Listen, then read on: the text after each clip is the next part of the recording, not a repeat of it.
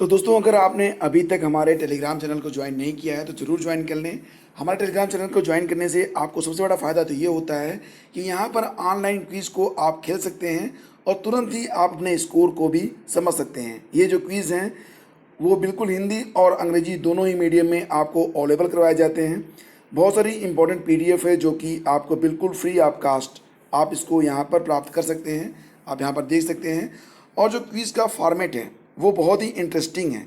जैसे कि मान लेते हैं, अगर आप कोई भी प्रश्न है जो पूछा गया है उसका सही जवाब आप देते हैं तो आप ये जान पाएंगे कि कितने क्वेश्चंस मतलब कितने प्रतिशत लोग इसका सही जवाब दे रहे हैं और कितने प्रतिशत लोग इसका जवाब गलत दे रहे हैं। एक एक्सपेरिमेंट मैं करके आपको दिखाता हूँ। मान लेते हैं कि क्वेश्चन आपसे ये पूछा गया है, तो ये अभी ऐड किया गया क्वेश्चन है, नया क्वेश्चन है। तो आइए इसको हम लोग एक बार देख लेते हैं। तो यहाँ पर जल में हाइड्रोजन तथा ऑक्सीजन का अनुपात भार के अनुसार कितना है, ये क्वेश्चन यहाँ पर पूछा गया है। और इसका सही जवाब अगर आप देते हैं तो क्या होता है, तो देख लेते हैं। अगर आप सही जवाब देंगे ऑप्शन डी को, यहाँ पर आते हैं और ये जवाब सही था, तो आप देख रहे हैं कि इसके बाद आपको देखिए यहाँ पर जो बल्ब आपको दिखाई दे रहा है ना, इसको आप क्लिक करेंगे और ऊपर अगर आप देखें तो यहाँ पर आपको पूरी व्याख्या भी तुरंत ही मिल जाती है। ठीक है, तो बल्ब के माध्यम से आपको सारी जानकारी अवेलेबल करवा दी जाती है। तो फ्रेंड्स, ये काफ़ी इंटरेस्टिंग भी है, आपको हमारे चैनल से ज़रूर जुड़ना चाहिए। जल में उपस्थित हाइड्रोजन परमाणुओं की संख्या 2 और ऑक्सीजन की 1 है। ऑक्सीजन का जो परमाणु भार होता है वो 8 और हाइड्रोजन का परमाणु भार 1 होता है। तो इस प्रकार बहुत सारे क्विजेज होते हैं और इसको आप ज़रूर एंजॉय करिए, अपनी तैयारी को और धारदार बनाइए। चलिए आगे बढ़ते हैं। Hello my dear students, good morning to all of you and welcome to study with Gyan Prakash. तो दोस्तों, आज है 19 जुलाई। शुरू करते हैं आज की मॉर्निंग न्यूज़। सबसे पहले मैं आपको ये बता दूं कि इलाहाबाद विश्वविद्यालय के जो संबद्ध कॉलेज होते थे उनमें एसोसिएट प्रोफेसर के बाद कोई प्रमोशन नहीं मिलता था, क्योंकि प्रोफेसर का पद होता नहीं था। हालांकि अब ऐसे शिक्षक जो कि इलाहाबाद विश्वविद्यालय के कॉलेजों से संबद्ध हैं उनके लिए एक गुड न्यूज़ है, अब वो भी प्रोफेसर बन सकते हैं और इसका फ़ायदा उन्हें सैलरी में भी मिलेगा, सीनियरिटी में भी मिलेगा और रिटायरमेंट के बाद भी मिलेगा। 31 जुलाई तक इसके लिए उन्हें आवेदन करना होगा और जो अर्ध शिक्षक हैं उनको कॉलेज के प्राचार्य के पास आवेदन जमा करना होगा। तो अब कॉलेजों के तकरीबन 100 से अधिक शिक्षकों को प्रोफेसर बनने का मौका मिलेगा। प्रोफेसर बनने के लिए किसी भी शिक्षक को अधिकतम 3 वर्ष तक एसोसिएट प्रोफेसर का अनुभव होना आवश्यक है और उसके लिए जो शिक्षक हैं उन्हें शिक्षक भर्ती प्रक्रिया की तरह ही आवेदकों को गुजरना होगा। प्रोफेसर अग्रवाल ने सभी प्राचार्यों को निर्देश दिया है कि वह शिक्षकों से 31 जुलाई तक आवेदन मांगें और उसके बाद जो निर्धारित प्रक्रिया है उसको पूरा करके ये शिक्षक भी अब प्रोफेसर बन सकेंगे। तो काफ़ी अच्छी खबर भी है और एक अच्छा रूल भी है कि जो कॉलेजों में होते थे टीचर्स, अब वो भी एसोसिएट प्रोफेसर ही नहीं वरन प्रोफेसर के पद से रिटायरमेंट ले सकेंगे या बन सकेंगे। और इसी के साथ यूजीसी की ओर से एक खबर ये आ रही कि पूरे भारत में कुल मिला के देखा जाए तो 755 विश्वविद्यालयों में से 560 विश्वविद्यालयों ने ऑनलाइन या ऑफलाइन तरीके से परीक्षा ली है या लेने की योजना बना रहे हैं। 194 यूनिवर्सिटीज़ पहले ही ऑनलाइन या ऑफलाइन माध्यम से परीक्षा करा चुके हैं, जबकि 366 विश्वविद्यालय अगस्त या सितंबर में परीक्षा लेने की योजना बना रहे हैं। यूजीसी ने कहा कि 2019-20 से अब तक स्थापित होने वाले 27 निजी विश्वविद्यालयों के मामले में पहला बैच अभी अंतिम वर्ष की परीक्षा देने के पात्र नहीं है।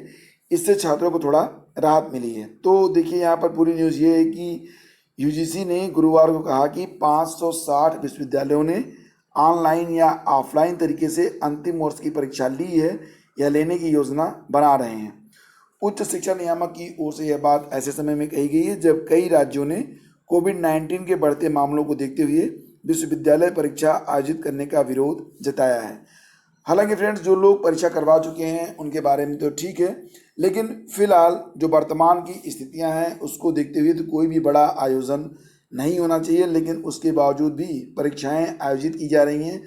कितना भी सैनिटाइजेशन आप लोग कर लीजिए, लेकिन ग्रुप में यह जो बीमारी है बहुत तेज़ी से फैलती है। आप सभी लोग जानते हैं कि एक व्यक्ति अगर वो संक्रमित है, अगर वो जोर से छींकता है तो लगभग 12 फीट तक उसके जो ड्रॉपलेट्स होते हैं पहुंचते हैं, बिना हवा के बहाव के भी।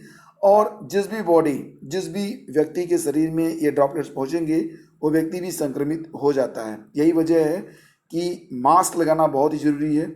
आप कम से कम स्वयं तो लगाइए ही, ताकि दूसरों के ड्रॉपलेट्स आपकी बॉडी के अंदर न जाएं। और जहाँ तक संभव हो तो आप ऐसे लोगों को टोकिए ज़रूर जो लोग मास्क का यूज़ नहीं करते हैं।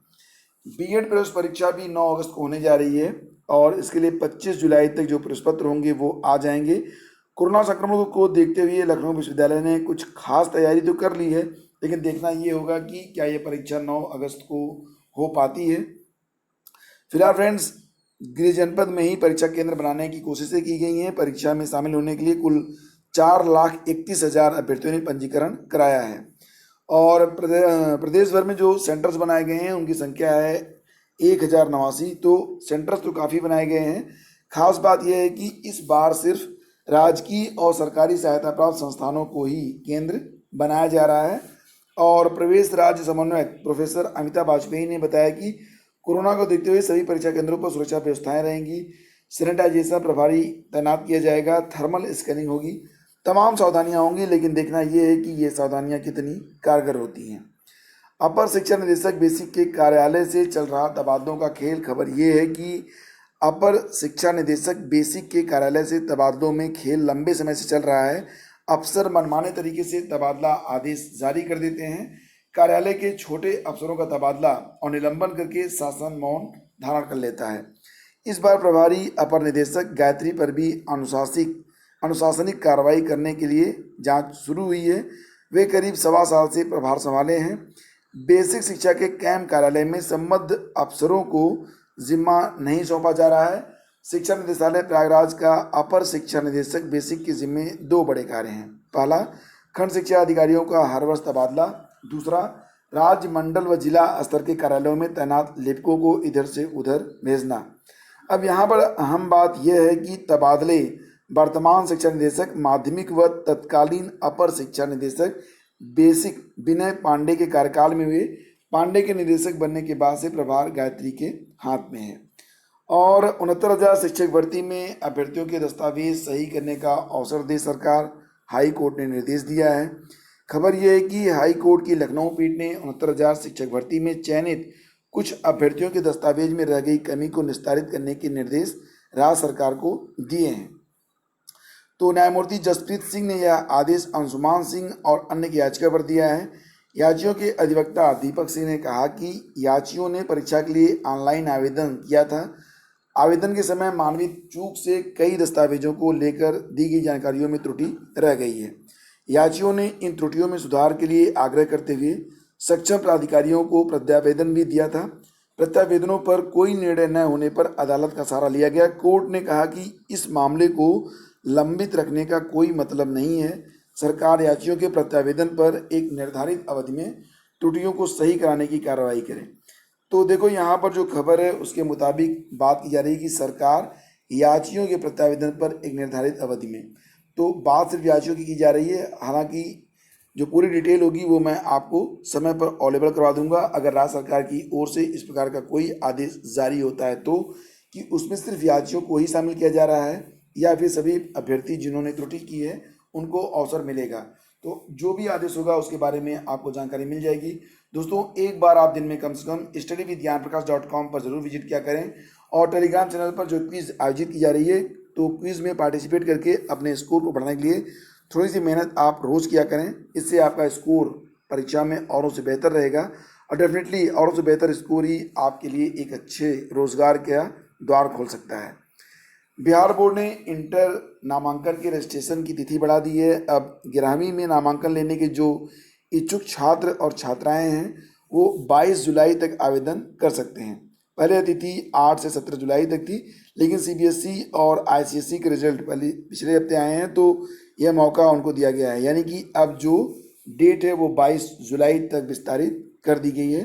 तो जो अभ्यर्थी संबंधित हैं उन्हें ज़रूर इसका फ़ायदा उठाना चाहिए। तो फ्रेंड्स, ये थी आज की सारी जानकारी और आपको बता दें कि फॉर्म जो बिहार बोर्ड के फॉर्म हैं उनके लिए आप www.ofssbihar.in पर विजिट कर सकते हैं। तो ये थी complete information. Thank you so much for listening. और चलते चलते आपको ये भी बता दें कि आजकल जो दौर चल रहा है उसमें ऑनलाइन फ्रॉड करने के लिए बहुत सारे गिरोह सक्रिय हो गए हैं। इस प्रकार के मैसेज भी आपको मिल सकते हैं जिसमें आपसे कहा जाएगा कि अमुक मोबाइल की कीमत बहुत कम हो गई है, 25,000 की मोबाइल है, आपको 3,000 में मिल जाएगी। तो ऐसे लोगों से सावधान रहें, कभी भी अपनी OTP किसी से शेयर ना करें।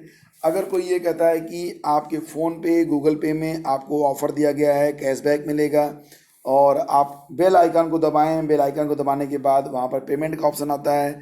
आपसे ये भी कहा जाएगा कि आप पेमेंट मतलब करिए, ये पेमेंट आपके खाते में जाएगा, तो कुछ भी मत मानिए। कोई भी कंपनी कभी किसी को 50,000, 60,000, 20,000 फ्री में नहीं देती है, और इस प्रकार का कोई कैशबैक का अभी प्रोविज़न नहीं है। अगर ऐसी कोई कॉल आती है जिसमें आपको ये बताया जाता है कि फ़ोन पे, गूगल पे वगैरह किसी में भी आपको ऑफ़र के तहत पैसे दिए गए हैं जो आप अपने अकाउंट में ट्रांसफ़र कर लीजिए, तो ऐसा कभी भी मत कीजिएगा। सीधे सीधे ये एक गिरोह है जो कि आपके पैसे को लूट लेगा। तो फ्रेंड्स, ये थी पूरी जानकारी। Thank you so much for listening, और वीडियो को अधिक से अधिक लाइक और शेयर कर दीजिएगा। बहुत बहुत धन्यवाद।